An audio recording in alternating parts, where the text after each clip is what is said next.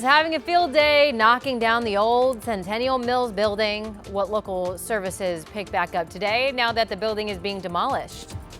And police have found the infant who was allegedly taken by his father without permission, but they say his dad is still on the run. We have that update just ahead.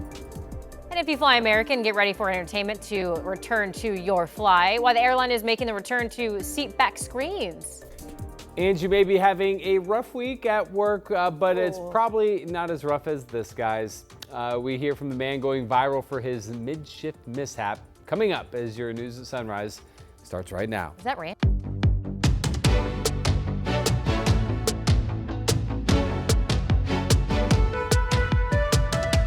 Good morning, and thank you for joining us. I'm China Green. And I'm Matthew Herchick. It all depends on if that was milk, ranch, sour cream. I was reading, frosting. so I couldn't even really see exactly what happened. So I'm interested to hear when we get to that story myself.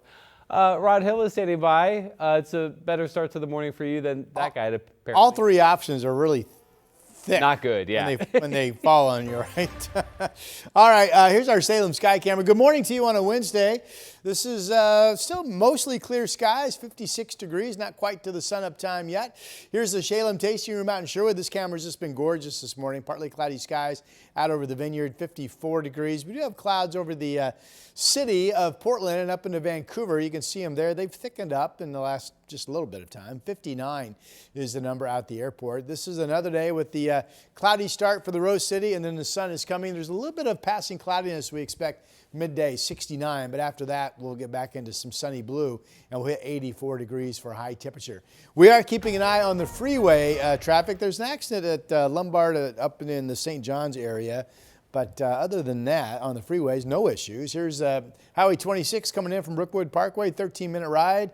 On the other side, coming up the Banfield from Troutdale, 14 minutes to get in. Wilsonville, 65-minute clip coming up I-5 from the south into downtown Portland. 8 minutes gets you into downtown from Main Street. And it's a 66-mile-per-hour drive on 205 coming in from Clark County. So everything is looking good, guys. Thank you, Rod.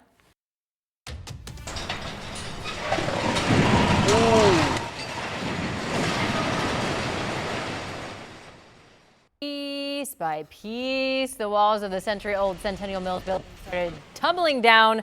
Crews started tearing down the building yesterday morning after the water tower was demolished on Monday. And now the city says the initial demolition is nearly complete.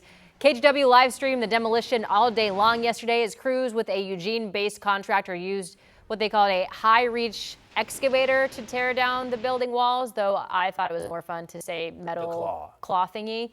But crews also sprayed it down with water to avoid dust, debris, and asbestos flying everywhere. There were a lot of people going in and out of that building, and it was not safe, and it's good to see it come down. You see how much the walls shake. It looks like a good stiff wind would take it down at this point. Amtrak says services between Portland and Seattle will resume today. It's not clear when the section of Natal Parkway or the nearby Fields Park could reopen. Meanwhile, in Longview, a demolition of sorts is taking place there as well. This one at the site of the deadly chemical tank disaster at a paper mill. The tank rupture at the Nippon Dynawave plant in May released hundreds of thousands of gallons of caustic white liquor, killing 11 workers and injuring several others. Now, crews are dismantling the tank as the mill prepares to start back up. According to a state permit issued earlier this week, the plant will install 2 temporary bulk liquor storage tanks that will be used for up to 3 months. Each tank will have safety measures in place to contain any spills and will be inspected daily. The investigation into the cause of the rupture is ongoing. A suspect is now facing charges in connection with the burglary of late NASCAR champion Greg Biffle's home. Yeah, Biffle grew up in Camas and got his start racing here in the Pacific Northwest. North Carolina investigators say 44-year-old Terrell Williams broke into Biffle's home in January, just weeks after Biffle and his family were killed in a plane crash. Deputies say cash, guns, and NASCAR memorabilia were stolen. Investigators eventually connected Williams to the case after he was arrested in Georgia in another burglary.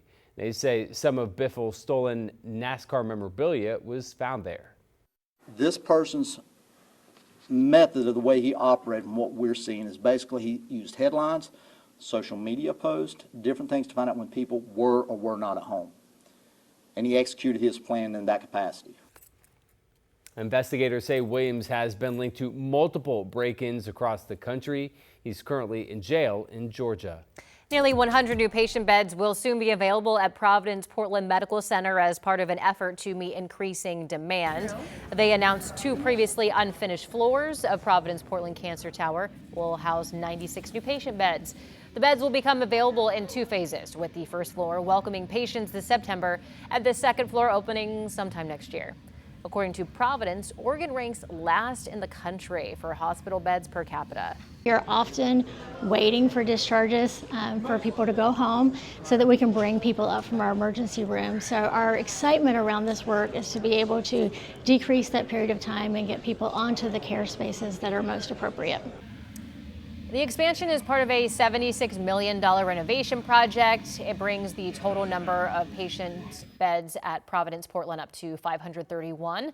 Providence says it plans to gradually hire more staff as it opens each of the 4 units.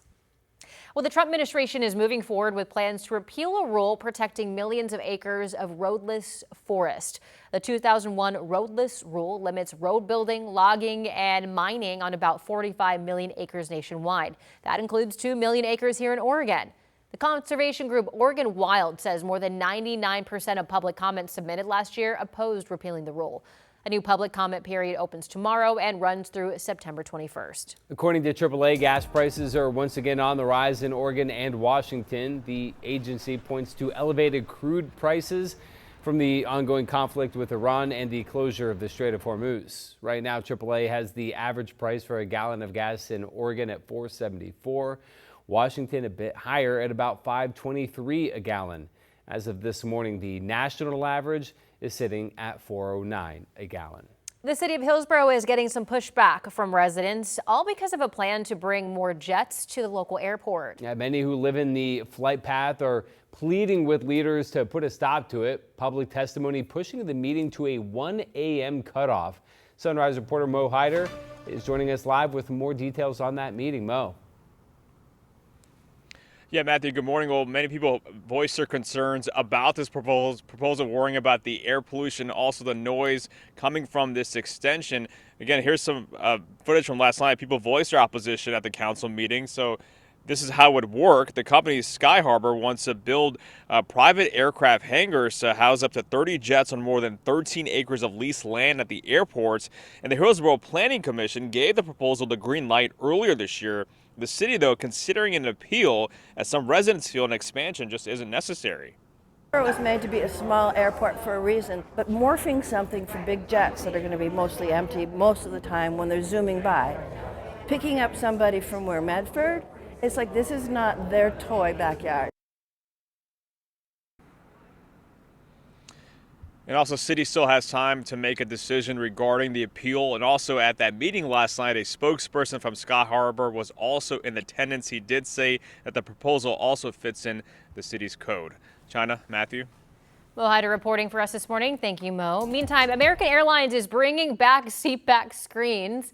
More than 800 narrow-body jets are expected to include screens and seatbacks within the next few years. The airline moved away from screens nearly a decade ago because it expected passengers to use their own devices, but that's all changing as American continues to lose to Delta and United. The airline is also adding more first class and main cabin seats on its single aisle planes. Now, I don't fly often, maybe once or twice a year. Typically, we do Delta because that's how my husband flies with a card or whatever.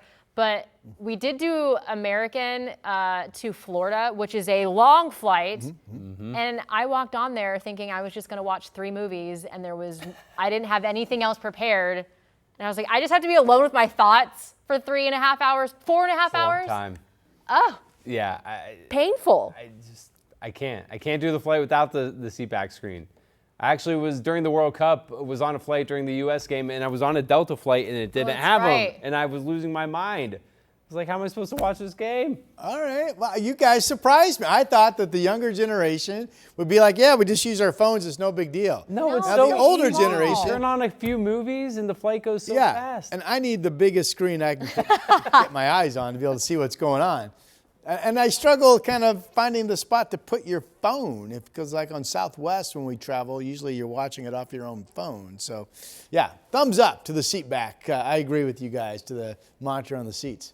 Here's our seaside camera. We do have a sneaker wave warning in effect today at the coast. Again, that's your clue that you're on the beach and all of a sudden really fast, these waves can sneak inland and kind of finger and splinter inland quicker than what you would expect them to. And remember, they can grab logs and all kinds of hazards. So just be extra aware if you're on the beach today, maybe a little more room between yourself and the water than you typically would give yourself. Here's Vancouver, the Springs of the waterfront. We have cloudy skies in Vancouver, crossing the Columbia into downtown Portland, the Pioneer Park building, looking at the square this morning.